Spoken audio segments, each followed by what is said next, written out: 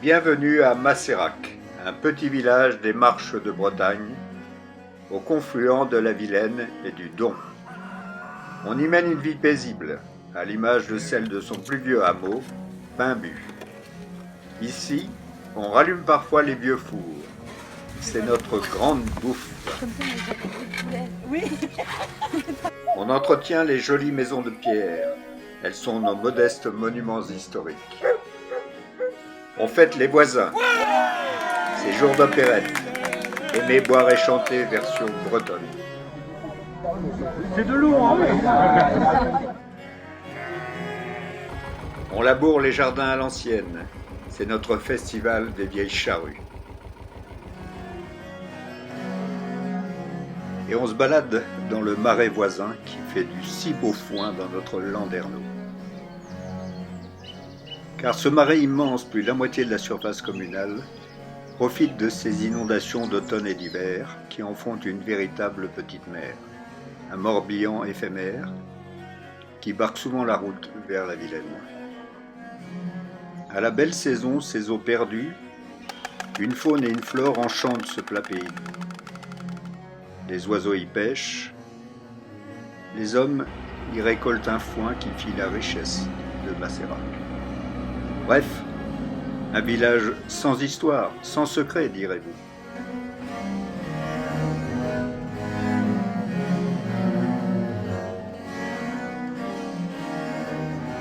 Et pourtant, que racontent ces mégalithes couchés sur les hauteurs de Mont-Noël, comparables à ceux dressés du célèbre site voisin de Saint-Just?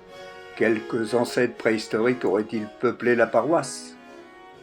Que penser de l'oratoire monumental dominant le marais au bas Pimbu? Un moine grec de Patras aurait débarqué ici en 812, dit-on. Les vitraux de la nouvelle église de Macérac racontent cette aventure.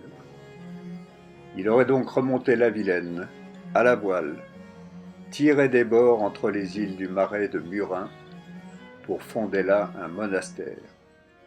Saint Benoît et ses compagnons y auraient construit des huttes, les premières habitations du hameau préfigurant le village.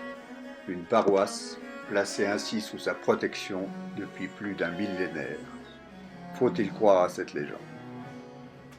Si oui, il lui fallut bien du courage et l'aide de son seigneur pour résister aux massacres perpétrés par les Vikings à cette époque.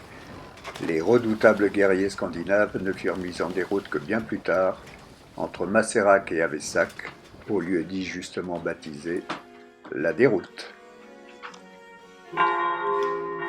À sa mort, en 845, Bretons et Francs s'affrontent aussi dans le coin.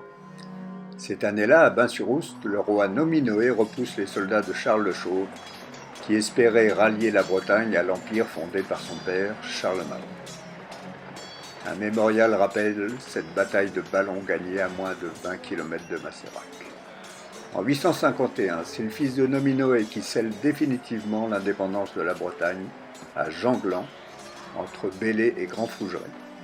Erispoé bat une nouvelle fois les Francs à quelques kilomètres d'ici. A-t-il cavalé sur les terres de Macérac, franchi la Vilaine au bout du marais ou chez les voisins de Belley? Les historiens en discutent encore. On peut aussi discuter de l'époque de construction de la chapelle Saint-Benoît. 9e siècle, dit-on, plus sûrement au 10e, puisque le roi breton Alain le Grand n'offrit la paroisse à la puissante abbaye de Redon qu'en 897. Rebâti au XIIe siècle, remanié début XVIIe comme le montre une pierre d'angle du chœur, délabré au XXe et finalement en partie restaurée en 1993, elle abrite le tombeau de granit de Saint-Benoît. La fontaine, dite encore Saint-Benoît, derrière la gare, est aussi du Moyen-Âge. Quant à la plus ancienne maison du village, la chapellenie de l'Abbessière, elle serait du XVIe siècle, bâtie en schiste ardoisier comme les habitations paysannes de Pimbu des 18 et 19e, et les fours construits évidemment après la Révolution. Quant au marais, où labourage et pâturage semblent bien les deux mamelles de Macérac, Est-il sans histoire, grande ou petite? Eh bien non. La grande histoire remonte la Vilaine, Saint-Benoît jusqu'à Paimbue, et les envahisseurs à pied, à cheval ou en dracard. Mais c'est aussi la rivière elle-même qui fut la première canalisée de France, à l'aide d'écluses à double sas, inconnues alors, et d'aménagement de son lit, encore bien mal fait au XVIe siècle. Ces extraordinaires dessins de 1543 en témoignent. Pour en faire une route commerciale historique, il fallut notamment creuser un canal de Murin pour contourner les basses eaux du lac. Dès 1585, on transporta pierre, bois, ardoise, sel, vin ou céréales jusqu'à Rennes.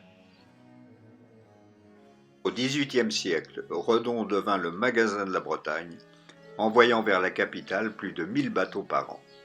Ici, les vaches n'ont jamais regardé passer les trains, mais des bateaux. Elles montaient même à bord, sur des bacs pour passer de Brin aux prés communaux du Marais. Et ce ne fut pas sans créer d'histoire, des petites histoires de voisinage qui durèrent jusqu'au XIXe siècle. Coups de bâtons et de procès agitèrent longtemps la vie agricole de la région, les uns et les autres revendiquant le droit de pâture dans les meilleurs prés aux noms parfois évocateurs comme Coin Noir ou Île du Con. L'histoire récente du pays de Saint-Benoît est heureusement plus paisible. Elle commence en 1872 par la construction d'une nouvelle église qui marque l'entrée de Masserac dans le monde moderne. 9 ans plus tard, le train arrive au bourg et à Coimaux. En 1908, le pont dit de Lillette relie enfin le village à celui de la chapelle de Brin. Il fut bombardé en 40, mais remis en service en 61. Arrive plus tard l'électricité, l'eau courante, le téléphone, puis un barrage dans l'estuaire de la Vilaine en 70. La marée ne reviendra plus jamais dans le Marais. Depuis, peu d'événements échauffent les esprits au bar du Timelem, sauf parfois les inondations du Marais et du Don que canalisent toujours quelques bâtardeaux. Elle seule continue encore d'écrire les pages d'histoire. À Lillette, on peut lire 1995, 6,50 m ou 2001, 6,40 m.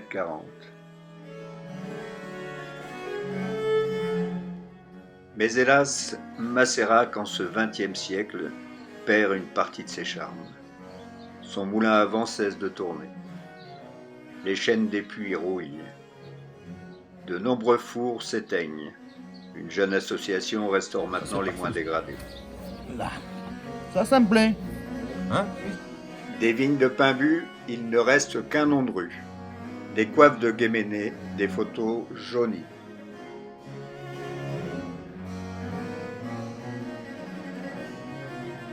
C'est pour conserver la mémoire de ces richesses rurales et tenter de percer les secrets d'histoire du village qu'une association a vu le jour début 2020. Ces recherches d'archives préliminaires et la création d'une banque d'images, photos et vidéos ont permis la réalisation de ce premier film de l'association Histoire et Patrimoine de Masserac.